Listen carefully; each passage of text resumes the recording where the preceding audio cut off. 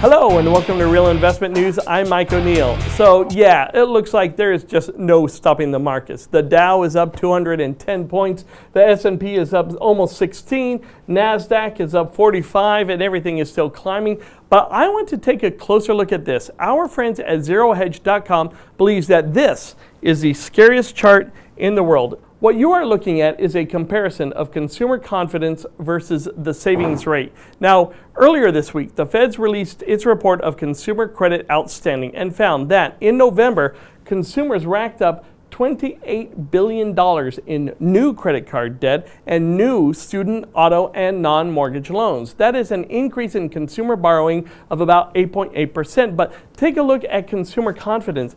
That's 122.1. That is down slightly from November, but still very high.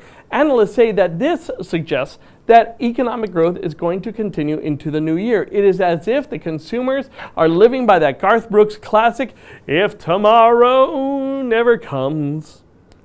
I'm sorry I had to sing it. We actually don't have the rights to show it. Thank you, Brent. But the problem is that this chart shows the problem that a lot of investors are facing. After nearly 10 years of growth, people forget that markets can move the other way and start acting as if the bad times are never going to come.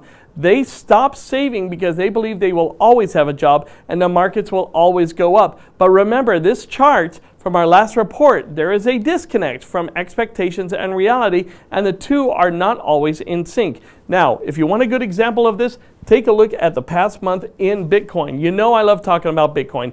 Everyone was buying in when the prices were closing in on about $20,000 each. Right here, $19,343 on December 16th. But reality set in. Governments got involved. Investors got scared. And even though it is still up 4% from yesterday, it is still much lower than it was. And people are still warning it's a bubble. So you've got to be careful. Now, that is all we have time for. Please remember to follow us on Facebook and Twitter and YouTube and realinvestmentadvice.com. I'm Mike O'Neill. We will see you after the closing bell.